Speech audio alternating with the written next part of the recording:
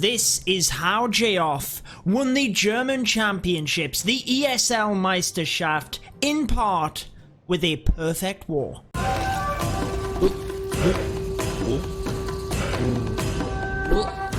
Welcome back to the channel, everyone. Judo Sloth here. I was live on Facebook for the semi-finals of the ESL Meisterschaft, and we had Cloud21 and Geoff get to the finals. It was a best of two, and in the first round, Geoff pulled off the perfect war. So I want to go ahead and showcase to you all 5 of their very impressive attacks. Now, if you are new to the channel, you want to see daily educational but entertaining Clash of Clans videos, be sure to subscribe, and you will have to turn on the notification bell at the moment because YouTube is still not serving my videos. I apologize, guys. It has been 10 days since this started, and hopefully it will be fixed soon. However, back to today's video, I want to start off with number 1. The first 3 attacks, number 1, 2, and 3, were all hybrid style attacks. Then bases 4 and 5 were Queen Charge Hog Riders. So I will be sure to flip back and forth between the strategies. But for this one, we had a Yeti bomb method down to 6 o'clock. Now what that did was take out a multi-inferno tower, but also take apart that area of the base and allow the queen to very easily path up towards the town hall. All you need to do at that point is cut off the funnel at the other side, which is exactly what that baby dragon did. Be sure to rewind back real quick, just double tap the left of your screen on mobile if you missed it, and you will be able to see how the funnel was set for the queen to walk in once the wall breakers had busted that area open. Now we're missing part of the hybrid, I do apologize, focusing over on the queen, but essentially the king is used to 9 o'clock to very briefly set the funnel for the hogs and the miners to come straight forward.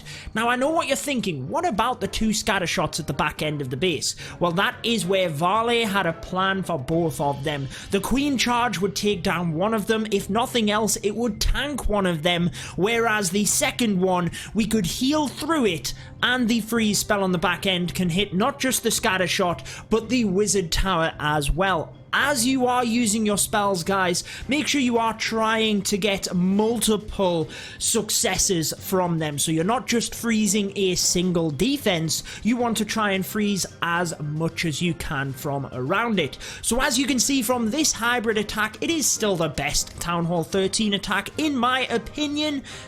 I did bring you a video as well showcasing the top 3 Town Hall 13 attacks. I'll be sure to link that one at the end, but it is still the best in my opinion. We will be sure to cover in the other hybrid attacks the key points, but basically get that Queen Charge, get the funnel, and wreck the base. Now let's take a look of Linade taking down Optimus Prime of Cloud21 using the Queen Charge Hog Riders. Now the Queen Charge is going to be your primary way of setting up hybrid or Hog Riders. It can purely come down to the base. One of the reasons on this one that the Hog Riders might have been used is that we can take down a couple of the enemy heroes straight away on the perimeter of the base. Linade is in the process of doing that. That's actually one of the advantages of the hybrid. The Hog Riders will attack the defending heroes, but you can always use your Royal Champion to do that as well, which is what Linade will be doing here. And actually, Linade uses the Royal Champ to sideswipe some of the defenses and keep the Hog Riders on track as well. Because with Hog Riders, you do not have to funnel them in the same manner that you would with the hybrid or with the Queen Charge Miners. Reason for that is the Hog Riders are defense targeting, and the hybrid, i.e. whenever you're using miners, they attack anything. So you've got to set that funnel. So you can save troop capacity by not having to set the funnel. So on this one, the Queen is just continuing to walk around the outside. We have the Hog Riders coming in, and the Battle Blimp is what is going to be used for the Town Hall. Now, I really like that the Grand Warden's ability is used early here. It does a number of things. It helps us through the first scatter shot. Once the Grand Warden's ability is out of range, the Hog Riders are already on the inside of the scattershot radius, and that's it. It is toast. It also protected the battle blimp, so we knew we were getting the town hall. In these single attack format wars, you have got to do that. The royal champion was in the mix there as well. She was slightly off to the side of the base, which means she was able to help take out some of the defenses on the perimeter, keep the hog riders in the center, which is exactly where Linnaeus wanted them to be, straight down to the second scattershot. Again, trying my best on this video to teach you everything, commentate, give you the education whilst not pausing the replay. On many of my videos I will pause the replay, try and explain things in a little bit more depth, but I do get the variety as well. Obviously if you miss any of it, like I said, just rewind back, you will see the clip that I am talking about. But the Queen walk ends up wrapping it up as well. The Queen nearly did a full 360 there. Incredible stuff. That would be kind of cool as a challenge video to try and do an entire 360 of a base. Would it be possible? What strategy could even do that? Because you'd have to leave the defending or some buildings. Maybe like a hog rider could work as long as you left the buildings on the outside. I don't know. Let me know what you think in the comments. An interesting concept and one that we might have to try. However, Ast, an amazing player, MVP of the previous EWU tournament, which is upcoming again, guys. So much going on in the Clash of Clans community. It is incredible. Queen charge to the town hall for this one. Now we're back to the hybrid attack. I would say 99% of the time you do want to try and queen charge the town hall. If you are not queen charging the town hall, you've got to make sure that the town hall is your first focus of the hogs and miners. They should not be getting to that at the end of the raid. If you are doing that, it's in extreme circumstances and you should be able to be assured you're going to have enough troops to get to it. You should get amazing value. But in a nutshell, queen charge it or make sure your hogs and miners get to it.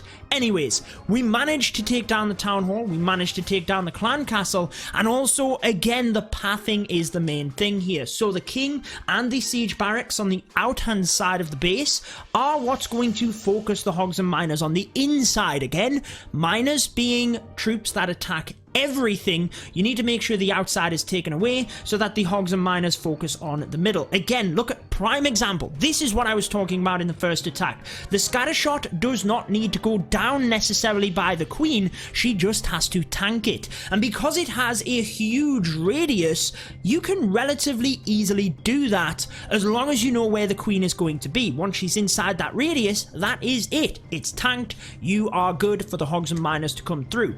Now again, we kept them relatively packed on the inside of the base. This one could have been taken down with a number of strategies. I would have personally liked to have seen how quickly E-Drags could have taken apart this base. Again, maybe go and have a quick look back because it was so tight. I feel the queen charge into, or maybe even just mass E-Drags could have got really good chain value, but irrespective, Ast still has the Royal Champion's ability, tons of hogs and miners, and one thing I forgot to mention is your cleanup troops. However, if you are using the siege barracks, you've got to remember that you do get a lot of troops from within that to help with cleanup, especially if you get the timings right.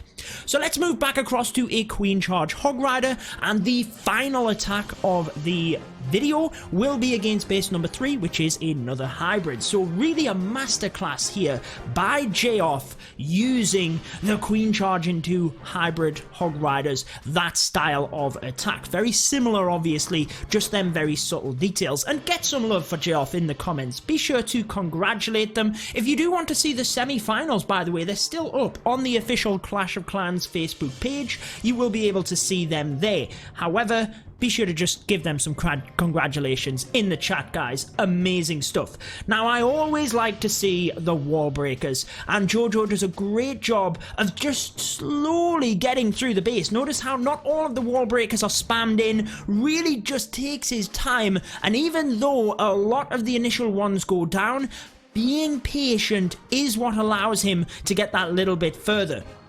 Now, the last wall breaker was deployed a touch too late in my opinion. If he had have deployed it across to the right when the town hall was still up, wall breakers attract to buildings, he might have been able to get it into that middle compartment. But not to worry, the queen is still going to be able to take out pretty much everything down here. It's just that the enemy queen is not the most ideal to get to. However, scatter shots are history, and you can see the pathing just sweeping around the top. And with the hog riders, again, as long as you can do the opposite side of the base in terms of funneling, that's where your hogs are good. So the siege barracks up to the top means that the hogs can just concentrate on the middle. We don't need to do a huge amount of funneling. The hog miners might have even worked on this because we do have the good enough funneling, but it just means that the hog riders on the outside can continue to reinforce and sprinkle in, and we might have even planned to bring some into the north here. Ends up not doing that,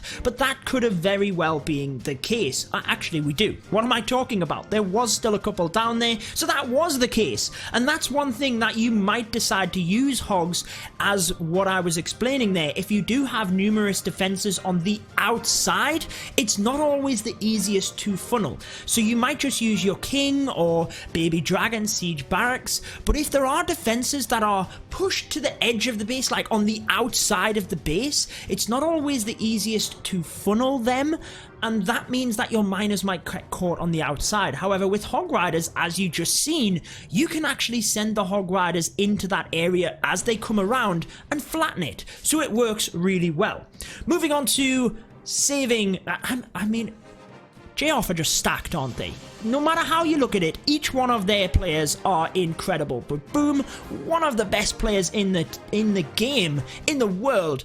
Boom and Ast, who you just seen attacking earlier, they had a near perfect hit ratio in the EWU last season, which is just incredible if you ask me, especially in a single attack format. However, on this one, the rage spell needs to come in early because the wall breakers were used just a fraction too early, slash heal spell, freeze spell a little bit too late, and the multi-inferno took down the wall breakers. However, very nice adaptations by Boom to send in the coconut loons, utilizing the rage spell to get the multi-inferno down and protect the healers. That very much might have been someone on voice helping out as well, but due to the class of Boom, I've no doubt he would have adapted that anyway. And in my opinion, you can share with me your opinion in the comments, but that is what really sets apart the top players from anything else, is when they can adapt on the fly with such success. And that, irrespective, that's what changed this raid and what managed to continue the 3-star success and ultimately the perfect war. So king on the outside, again creating that funnel look with the siege barracks further along, which keeps the hogs and miners on the inside. It is not just the initial funnel. You've got to get this, guys. So like I said, you've got to get that queen charge, either get the town hall or the hogs and miners have to get to it, try and get the CC and try and get some level of damage in terms of key defenses. But when we talk about pathing, yes, you need the initial pathing for the hogs and miners, but you've got to start looking towards where the hogs and miners will be. When they get through the first section of the base, that is this bit down here, and they move over to 9 o'clock, are they then going to go to the outside? How do you keep them on the inside? So Boom used the king initially, then the siege barracks further round, and that means even moving to the back end of the base, the miners aren't then caught off to the outside, because if your hogs and miners split, then one, you are losing efficiency because you don't have as much DPS, but two, you've got to make a decision on where to put your spells, and that is key. Being able to use your spells to heal, rage, freeze, whatever, the maximum amount of troops. So there you go, guys. 5 attacks by J-Off. Perfect war, amazing stuff. If you do want to see the top 3 Town Hall 13 strategies, I already gave it away. This is number 1. It's incredible, the hybrid. I'm going to link it here on your screen. Be sure to check that one out. You will enjoy it and learn much more than you did in this video as well, because there's another 2 strategies. But if not, I'll see you again here tomorrow. Turn on that notification bell not to miss us, so we will catch you then. Until then, guys, peace out.